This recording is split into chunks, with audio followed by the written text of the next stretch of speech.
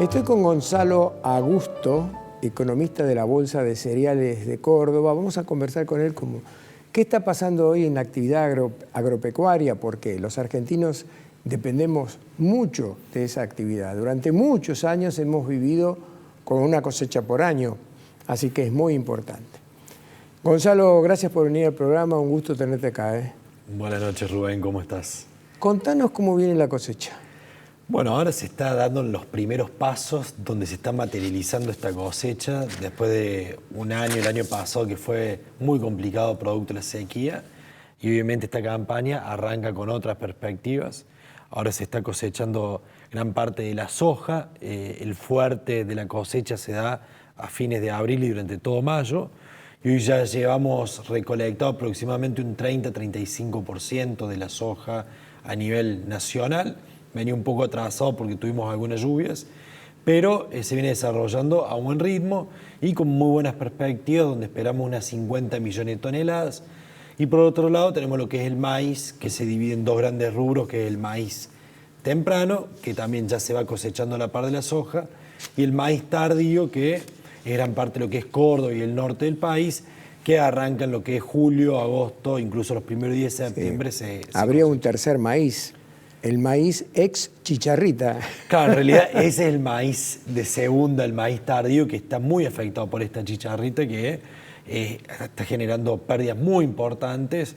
Estábamos hablando de una producción a nivel nacional de casi 56 millones de toneladas, una producción récord, y hoy estamos recortándola a 10 millones de toneladas menos, o sea, unas 46 millones de toneladas. Todavía no se nota bien cuáles son los efectos que vamos a tener sobre los rendimientos, si va a ser más grave, pero ya tenemos algunos recortes en la producción, pero que va a ser superior a la que tuvimos el año pasado con la sequía. Tomando el total de la cosecha, ¿no? Maíz, trigo, soja, ¿cuánto crees que le puede dejar de regalías al gobierno? Porque el gobierno está desesperado por dinero, por plata. ¿Cuánto calculás que le puede dejar? Bueno, hay varios temas para tratar. El gobierno obviamente quiere esos dólares, eso dependerá después de cómo vaya evolucionando la comercialización que haga el productor. Cuando hablamos de lo que es la cosecha gruesa, básicamente es maíz, soja, girasol, sorgo, maní.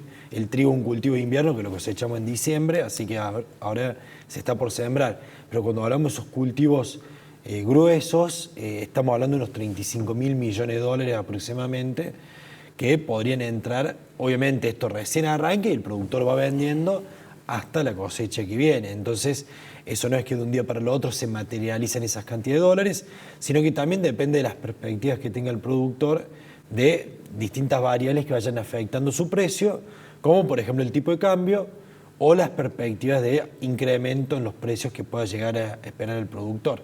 Una brecha, te meto, ¿está atrasado el tipo de cambio? Bueno, eso es un comentario que me parece justo la pregunta, porque la semana pasada tuvimos una reunión en el Ministerio de Economía de la Nación junto a la Subsecretaría de Mercados Agroalimentarios y el Banco Central, donde nos reunieron a distintos referentes del agro, consultores, para trazarnos su política hacia fin de año y cuáles van a ser las reglas que ellos quieren mantener.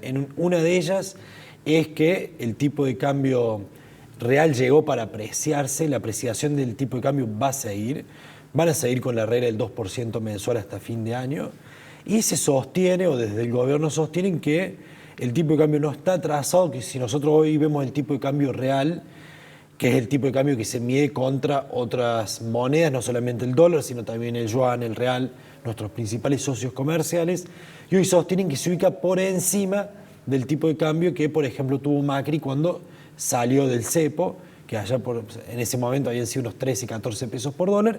Entonces ellos sugieren que nos encontramos por encima de esa situación y que ese fin de año el tipo de cambio podría ubicarse en un índice, por así llamarlo, de 92, que ellos consideran que cuando ese índice se ubica en 70, 75, es un síntoma de estrés del tipo de cambio y que ahí generaría una devaluación.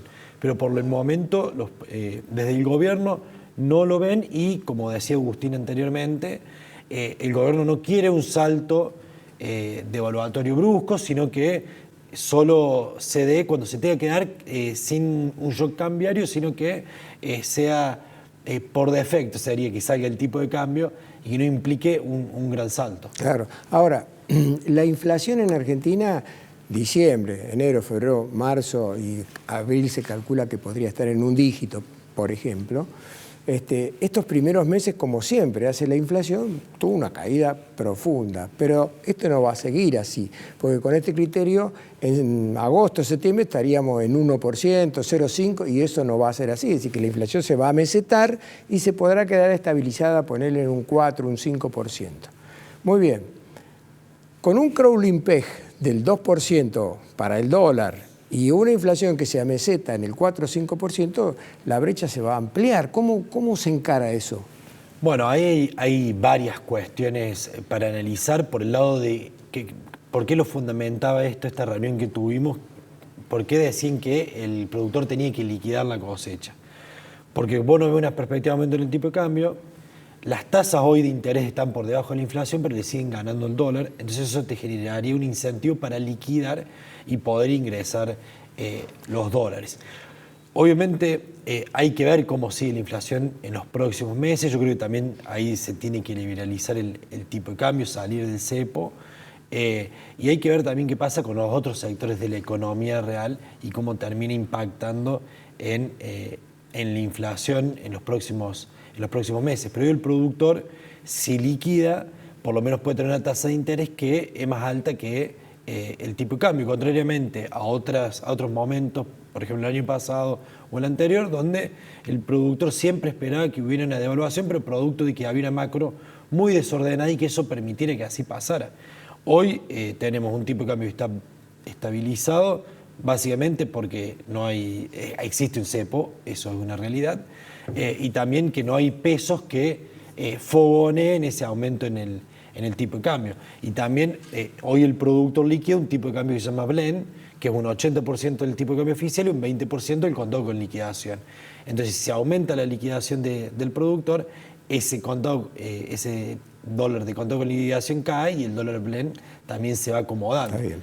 Me das seña que nos quedan escasos 2 minutos y aprovecho para hacerte 2 preguntas. La primera, que me contestes la que te hice antes, de cuánto calculás que quedarían en las arcas del Estado después de esta cosecha, más una cifra aproximada.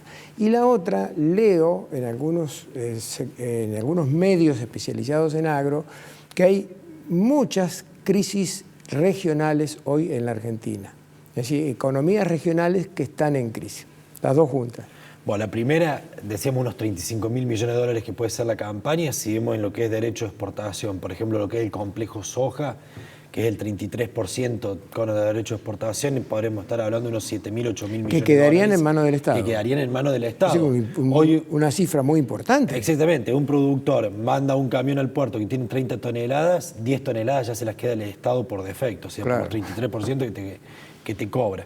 Y respecto al tema de las otras economías regionales, el tema es que hubo un aumento de los costos en dólares que tampoco los pueden trasladar al mercado interno, principalmente a aquellas economías regionales cuya principal demanda está en el mercado interno. Contrariamente a lo que son otros productos, por ejemplo la soja, el maíz, que tiene un mercado internacional donde están destinados a la exportación, pero las otras van a tener que ajustarse a algunas variables a nivel micro para que poder aumentar la competitividad, y en lo que decía Agustín, volviendo al inicio de la charla, que se necesita una baja de impuestos importantes para poder competir tanto en el mercado interno como a nivel externo también. Está bien. Muchas gracias, Gonzalo. Un gusto tenerte acá. Muchas gracias, Rubén. Hasta el próximo encuentro.